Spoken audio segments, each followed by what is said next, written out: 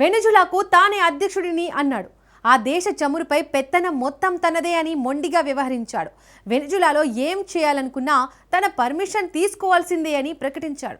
ఇప్పుడు అదే ట్రంప్ మోడీ సర్కార్ ముందు ఎవరు ఊహించని ప్రతిపాదన పెట్టాడు. వెనిజులాతో ముడి చమురు కొనుగోళ్లకు సంబంధించిన ఒప్పందాలు కుదుర్చుకోవాలని విజ్ఞప్తి చేశాడు. సీన్ కట్ చేస్తే వెనిజులా తాత్కాలిక అధ్యక్షురాలు ప్రధాని మోడీకి కాల్ చేసి కీలక చర్చలు జరిపారు. ఈ పరిణామాలు అంతర్జాతీయ రాజకీయంలో మరోసారి హాట్ టాపిక్గా మారాయి. ఇంతకు వెనిజులా చమురు చుట్టూ జరుగుతున్న అంతు చిక్కని రాజకీయం ఏంటి? వెనిజులా చమురుపై పూర్తి పెత్తనం తనదే అని ప్రకటించుకున్న ట్రంప్ ఇప్పుడు ఇదే వెనిజులాతో ఒప్పందాలు చేసుకోమని భారత్ను ఎందుకు కోరుతున్నాడు? ఈ మొత్తం ఎపిసోడ్లో మోడీ సర్కార్ ఎలా ముందుకెళ్లబోతోంది? What's the story? వెనిజులా ఎపిసోడ్లో ట్విస్ట్. భారత్కు ట్రంప్ బంపర్ ఆఫర్. చమురు ఒప్పందాలు కుదుర్చుకోవాలని అమెరికా రిక్వెస్ట్. వెనిజులా చమురు క్యారబ్గా జరుగుతున్న రాజకీయం ఏంటి? మిడిల్ ఈస్ట్ ఉద్రిక్తతల వేళ చమురు మంటలు సెగలు పుట్టేస్తున్నాయి. జనవరి ప్రారంభంలో బ్యారెల్కు $60గా ఉన్న ధర జనవరి చివరికి ఏకంగా $69లకు పెరిగింది. అంటే కేవలం ఒక నెలలోనే సుమారు 13% మేర ధర పెరిగింది.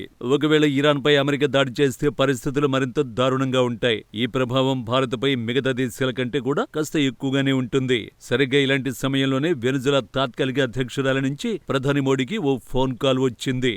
ఆ ఫోన్ కాలే ఇప్పుడు గ్లోబల్ పాలిటిక్స్ లో రీసౌండ్ ఇస్తోంది. ఎందుకంటే దానికి ముందు తర్వాత చాలా కీలక పరిణామాలు జరిగాయి. అవేంటో అర్థం కావాలంటే వెనిజులా అధ్యక్షురాలు ప్రధాని మోడీకి ఎందుకు కాల్ చేశారో తెలుసుకోవాలి.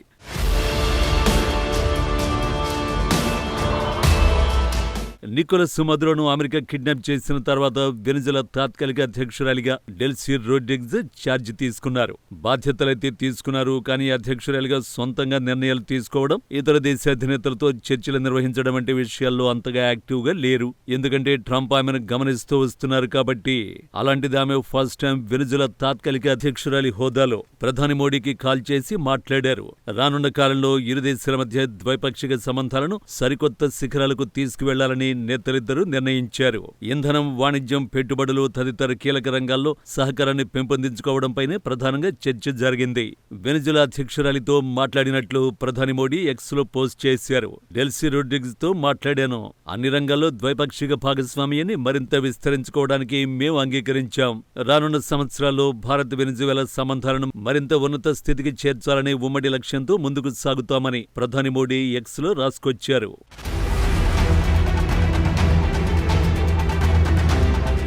మరోవైపు డెల్సీ కూడా ఎక్స్ వేదికగా కీలక ప్రకటన చేశారు. భారత్తో పలు రంగాల్లో భాగస్వామ్యాన్ని విస్తరించే అంశంపై చర్చించినట్లు పేర్కొన్నారామె. ఇంధనం, వ్యవసాయం, టెక్నాలజీ, ఔషధ పరిశ్రమ, గనులు, ఆటోమొబైల్ రంగం, పర్యాటకం వంటి రంగాల్లో సహకారం పెంపొందించుకోవడంపై ఇరు దేశాలు దృష్టి సారించినట్లు చెప్పారు. 2026లో ద్వైపాక్షిక బంధాన్ని పునః ప్రారంభించేందుకు ఒక సాధారణ ప్రణాళికపై ముందుకు సాగాలని నిర్ణయించామని స్పష్టం చేశారు. డెల్సీ రోడ్రిగ్స్ ఇటీవలే విదేశీ చమురు సంస్థలకు రాయితీలు, తక్కువ పన్నులు, ప్రైవేటు రంగ నియంత్రణ వంటి ఆకర్షణీయమైన ఆఫర్లను ప్రకటించారు. దీనికి తోడు వెనిజులా పార్లమెంటు ఇటీవల హైడ్రోకార్బన్ పాలసీలో చారిత్రాత్మక సంస్కరణలు చేపట్టింది. ఈ పరిణామాల నేపథ్యంలో మోడీకి కాల్ చేసి మాట్లాడడం ప్రాధాన్యతను సంతరించుకుంది. ఆమె ఇంత కాన్ఫిడెంట్ గా మోడీకి కాల్ చేసి మాట్లాడడం వెనుక చాలా పెద్ద కారణమే ఉంది. ఈ ఫోన్ కాల్ కు ముందు ట్రంప్ తీసుకున్న సంచలన నిర్ణయమే అది. అమెరికన్ చమురు కంపెనీలు వెనిజులాలో యథేచ్ఛగా కార్యకలాపాలు సాగించేందుకు వీలుగా US treasury department general licence జారీ చేసింది. కొత్త లైసెన్స్ ప్రకారం అమెరికన్ కంపెనీలు వెనిజులా ముడి చమురును ఎగుమతి చేయడం, అమ్మడం, నిల్వ చేయడం, శుద్ధి చేయడం వంటి కీలక పనులు చేపట్టొచ్చు.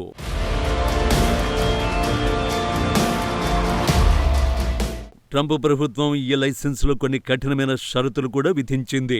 ముఖ్యంగా చైనాకు సంబంధించిన సంస్థలతో ఇలాంటి లావాదేవీలు జరపకూడదని పేర్కొంది. మదురో హయాంలో వెనిజులా చమురును చైనా తక్కువ ధరకే కొనుగోలు చేసేది.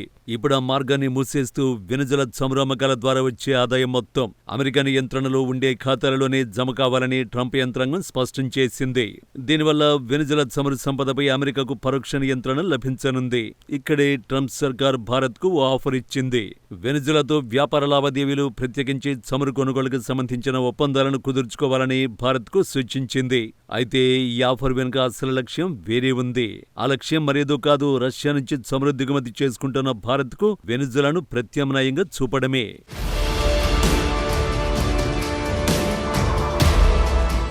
రష్యా చమురు కొనుగోళ్ల విషయంలో మోడీ సర్కారు చాలా క్లారిటీగా ఉంది. ట్రంప్ కార్యవర్గం ఎన్నిసార్లు భారత్పై ఒత్తిడి తెచ్చినా తన జాతీయ ప్రయోజనాలే ముఖ్యమని, ఎవరి ఒత్తిళ్లకు తగ్గేది లేదని భారత్ స్పష్టం చేసింది.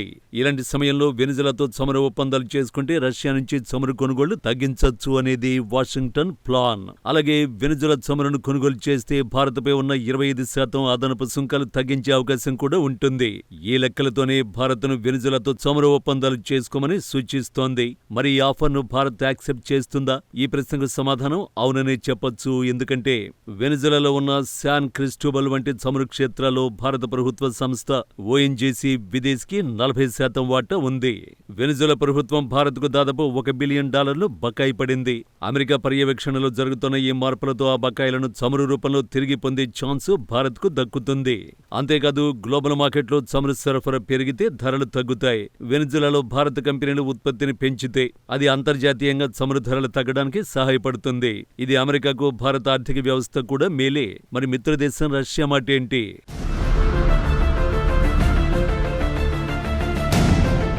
రష్యాను భారత్ ఎప్పటికీ వదులుకోదు. కానీ ప్రస్తుత పరిస్థితుల్లో రష్యాపైనే పూర్తిగా ఆధారపడలేం. అలా చేస్తే దేశ ఇంధన భద్రత రిస్కులో పడుతుంది. కాబట్టి వెనిజులాను మరొక ప్రధాన వనరుగా మార్చుకోవచ్చు.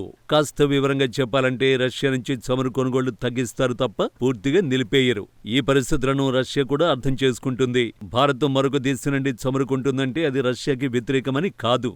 రష్యా కూడా భారత్కు చమురు విక్రయించడం ద్వారా తన ఆర్థిక వ్యవస్థని కాపాడుకుంటోంది. ప్రస్తుత పరిస్థితుల్లో అమెరికా విధించిన 50% సుంకాలు తొలగించేలా చూసుకోవడం భారత్కు కీలకం. రష్యా నుంచి చమురు కొనుగోళ్లను తగ్గించుకుంటే 25% సుంకాలు తగ్గుతాయి. వెనిజులా రూపంలో చమురు భారం కూడా తగ్గుతుంది. ఈ పరిణామాలు అమెరికాతో వాణిజ్య ఒప్పందానికి మార్గాన్ని సుగమం చేయొచ్చు. కాబట్టి ఈ దిశగా అడుగులు పడే అవకాశం కనిపిస్తోంది. అయితే వెనిజులా చమురు వెలికి తీయడంలో కొన్ని చిక్కులు కూడా ఉన్నాయి. ఏళ్ల తరబడి సాగిన అవినీతి, నిర్వహణ లోపంతో వెనిజులాలోని చమురు మౌలిక సదుపాయాలు పూర్తిగా శిథిలమయ్యాయి. వాటిని పునరుద్ధరించడం అంత ఈజీ అయితే కాదు. అలాగే ఈ లైసెన్స్ ప్రకారం జరిగే ప్రతి లావాదేవీపై యుఎస్ ట్రెజరీ శాఖకు వివరణాత్మక నివేదికలు సమర్పించాల్సి ఉంటుంది. ఏవైనా చట్టపరమైన వివాదాలు తలెత్తితే వాటిని అమెరికా కోర్టులోనే పరిష్కరించుకోవాలనే నిబంధనను కూడా ప్రభుత్వం చేర్చింది. ఇవన్నీ ఆలోచించుకున్న తర్వాతే మోడీ సర్కారు ముందుకు దిగుతుంది.